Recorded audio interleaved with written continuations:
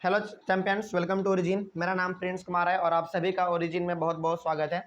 इस video lecture के through हम पढ़ेंगे BCE और CE इन दोनों टर्म के बारे में और जानते हैं कि आखिर इन दोनों टर्म्स का क्या मतलब है। ठीक है ना, चलिए तो देखते हैं यहाँ पे क्या लिखा हुआ है।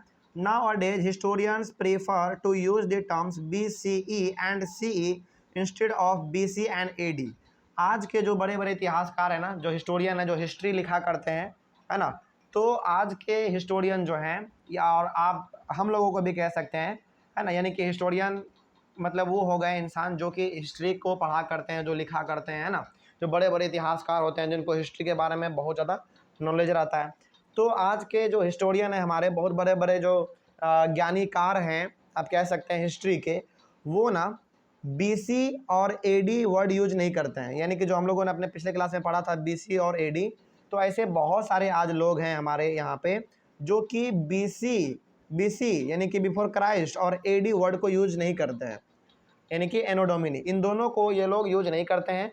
इन दोनों के बदले ये लोग अलग चीज़ों को यूज करते हैं। आप जैसे यहाँ पे देखिए, ये लोग BC और AD को ना यूज करके ये लोग यूज करते हैं BCE और CE को। ठीक ना, अब सवाल है कि BCE क्या है और CE क्या है। चलिए जान लेते हैं इन दोनों के बारे में भी क्या लिखा हुआ है। BCE stands for before common era. देखिए BCE, B से बिफोर, C से कॉमन और E से एरा, तो बिफोर कॉमन एरा। तो BCE का मतलब हो गया before common era and CE का मतलब हो गया कॉमन एरा। देखिए यहाँ पे CE stands for common era. तो यहाँ पे आपको 4 वर्ड मिल गए और चारों का आपको फुल फॉर्म मालूम होना चाहिए। सबसे पहली बात तो ये, चलिए सबसे पहले अब पिछले क्लास में हम लोग पढ़े थे BC और AD के बारे में। तो BC का फुल फॉर्म क्या है? BC का फुल फॉर्म है बिफोर क्राइस्ट, AD का फुल फॉर्म था एनो डोमिनी, और आज के जो बड़े बड़े इतिहासकार हैं, जो हिस्टोरियन हैं, वो लोग BC और AD इस वर्ड का इस्तेमाल नहीं करके वो लोग इस्तेमाल करते हैं BCE और CE का। तो BCE यहाँ पे किस चीज़ के लिए है? BCE यहाँ पे के लिए है, यहाँ पे है बिफोर कॉमन एरा के लिए, बिफोर कॉमन एरा। और CE किसके लिए है? CE हमारा है यहाँ पे कॉमन एरा के लिए। ठीक ना, चलिए तो आगे आपको फिर समझ लेते हैं कि आखिर ये क्या है। ठीक ना, चलिए देखिए, हालांकि आपके क्लास 6 तक में ये तो नहीं दिया गया है, लेकिन आपको ये बता दूं कि हिस्टोरियन जो है ना हमारे, हिस्टोरियन जो है हमारे, जो बड़े बड़े इतिहासकार लोग हैं, वो लोग BC जगह के वर्ड के जगह पर वो लोग इस्तेमाल करते हैं BCE। यानी कि BC का मतलब क्या था हमारा? बिफोर क्राइस्ट, यानी कि जो जीसस क्राइस्ट थे उसके जन्म के पहले वाले के समय को हम लोगों ने कहा BC। तो आज के लोग BC ना कहकर BCE कहते हैं, लेकिन दोनों का मतलब तो सेम ही है, है ना। मतलब दोनों का सेम यही है कि दोनों का दोनों हमारा वर्ड इस्तेमाल होता है जीसस क्राइस्ट के जन्म के पहले के लिए, है ना। तो पहले वाले लोग यूज़ करते थे BC और आज के लोग यूज़ करते हैं BCE, लेकिन दोनों का वर्ड का मतलब क्या है? दोनों के वर्ड का मतलब ये है कि ईसा मसीह के जन्म के पहले का समय। ठीक ना, उसी के बाद जो AD हम लोग यूज करते थे, यानी कि ईसा मसीह के जन्म के बाद के समय को आज के लोग उसको पढ़ते हैं CE, यानी कि कॉमन एरा, है ना। लेकिन यहाँ पे भी मतलब सेम है। मतलब सेम किस रूप में है? मतलब सेम इस रूप में है कि AD का मतलब भी होता था ईसा मसीह के जन्म के बाद, और CE का भी मतलब है हमारा ईसा मसीह के जन्म के बाद।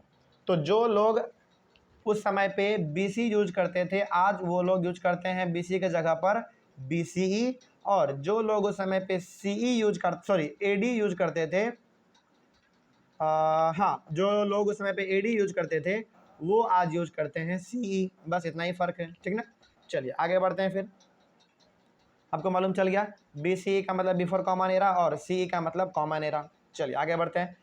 To calculate the difference between dates in BCE and CE, we add both the years. It tells us how many years between them, these two years. अब सवाल ये है कि हम लोग BCE और CE में टाइम को कैसे कैलकुलेट करेंगे, है ना। चलिए एक एग्जांपल यहाँ पे हमारे पास है, इस एग्जांपल से हम लोग समझ लेते हैं कैसे करेंगे। सबसे पहले यहाँ पे लिखा हुआ है, for example let us suppose an incident occurred in 1500 BCE and a similar incident occurred in 1200 CE। यानी कि एक ऐसा कोई घटना था जो कि 1500 BCE में हुआ था, और वही सेम घटना हमारा हो गया 1200 BCE में, सॉरी 1200 CE में। तो दोनों सेम घटना है। पहला घटना हमारा हुआ 1500 में और दूसरा घटना हमारा हुआ 1200 CE में, और यह था हमारा BCE में, ठीक है ना।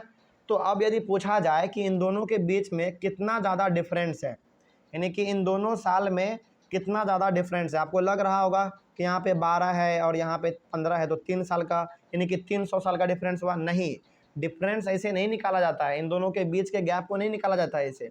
इन दोनों के गैप को निकालने के लिए हम लोग क्या करेंगे, देखिए, to calculate the time when the event repeated we have to simply add 1500 BCE and 1200 CE, and we know that the incidents occurs 2700 years apart. तो इसका मतलब क्या हुआ, इसका मतलब ये हुआ कि जो घटना हमारा 1500 BCE में घटा था, वही घटना सेम हमारा 1200 CE में घटा। तो इन दोनों के बीच का जो टाइम था हमारा, उसको निकालने के लिए हम लोग क्या करेंगे, इन दोनों को सिंपली ऐड कर देंगे। बस ऐड करेंगे तो आपके सामने आएगा 2700।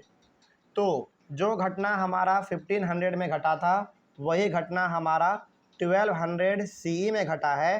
तो इन दोनों के जो बीच का जो हमारा डिफरेंस था, वो है हमारा 2700 ईयर्स, ठीक है ना। तो इस प्रकार से हम लोग टाइम को निकालते हैं BCE और CE में, BCE और CE में इस प्रकार से हम लोग टाइम निकालते हैं। तो आई होप आपको ये भी टॉपिक समझ में आ गया होगा। उसके बाद फिर हम लोग पढ़ेंगे वेयर डू पीपल लिव, ठीक है ना। चलिए, thank you very much and have a nice day.